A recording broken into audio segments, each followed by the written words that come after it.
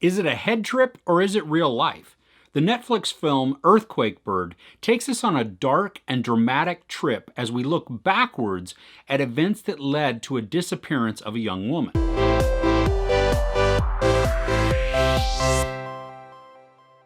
Alicia Vikander and Riley Keough star in this dramatic mystery about an odd woman who is brought into a police station for questioning about the possible disappearance of her friend. Vikander is Lucy, who plays her role with this sense of constant dread or fear. I mean, every look that she has is almost like she's about ready to burst into tears. She's living in Japan as a translator, and she doesn't have any family around. But that's pretty much all we know about her, other than she alludes, I guess, more to some tragedy in her past, or that death follows her. But that's really it. We don't know why, we don't know the context, and so what that does is it sets the mood, this just dark cloud that kind of follows her around everywhere. And that's also because of just her whole persona, the way that she carries herself, the way that she looks, everything. She's very guarded, she's very quiet, and she's not really outgoing. I mean, she's a recluse almost, that she's very comfortable just being by herself, and she's odd though. I mean, and that plays into it the entire time. She does encounter a guy who becomes her boyfriend, and he's just as odd also. I mean, he's got his own quirks, and so they work well together, but even together, they're just, you realize or you feel that there's something just a little off. And maybe that's just because it's two odds who are trying to, match up, and they're not. But either way, you have this constant just unease as you watch it. One thing that I really liked is that because Lucy is so on edge, she's an unreliable narrator. I mean, we don't know if we can trust what she's seeing or what she's saying or what she thinks she's experienced, because everything that we're seeing in the film is as a flashback being told back to us. Riley Keough plays the American who has come to Japan, and she's the one who's missing. We learn that in the first 5 minutes of the film, so that's not even a spoiler. She's the one who's gone missing, but she sort of befriends Lucy. And I say sort of because it's more of a one-sided friendship. I mean, Riley Keough's character is outgoing. She's there for a great time. She wants to have fun. She has no idea how to speak the language, though, and really not intent on learning how.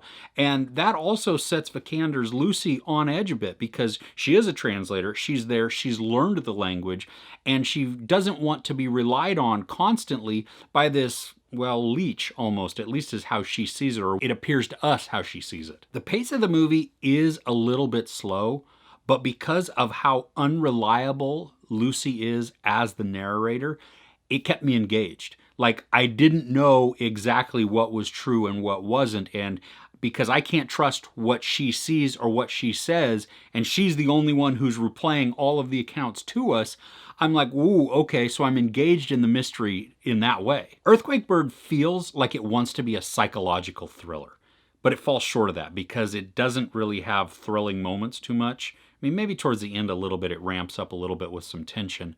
But the psychology part of that, it doesn't really mess with your mind too much, other than the fact that like I said, that Vikander's Lucy is unreliable in what she's saying. When I first saw the trailer for this, I was really hoping for a film with lots of intrigue or suspense. But what we get is an interesting look at sadness and, a little bit of mystery in there. It's not the worst thing on Netflix, but it's not the best either. I think with more of a push to make the mystery deeper, that would have engaged me even more in this. I think it would have pushed the story so much more in a direction that really added some good suspense to it.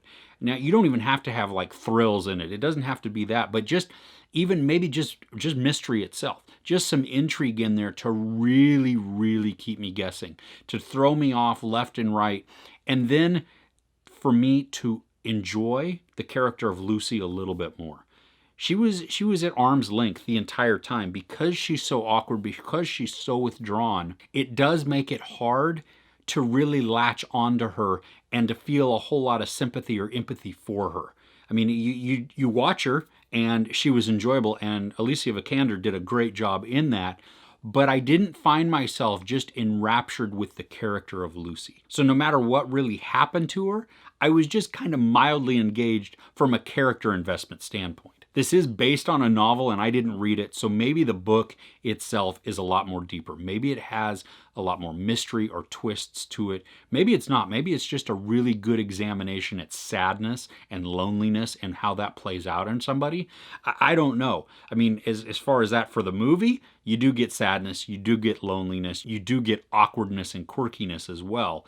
And Vikander played those outstandingly. There is sex, nudity, profanity, and violence. I give Earthquake Bird 3 out of 5 couches. So are there any good mysteries that you're watching? Let me know in the comments below. Maybe I haven't seen one and you could recommend something really good to me. If you enjoyed this review, please give it a like. Also, don't forget to share and subscribe. I'm Chris. This is Movies and Munchies. Thanks for couching with me.